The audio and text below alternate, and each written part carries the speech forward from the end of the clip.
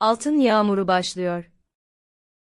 İki ölü yıldızın uzayda birbirine çarpması, evrendeki tüm altın ve platinin kaynağı olan akıl almaz bir cehennem yaratır.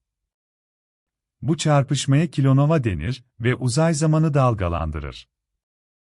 Çarpıştıkları o milisaniyede, on binlerce dünya ağırlığında saf altın ve platin sentezlenip uzaya savrulur.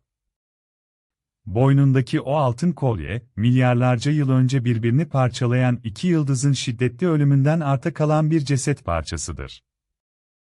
Devamı için takip et.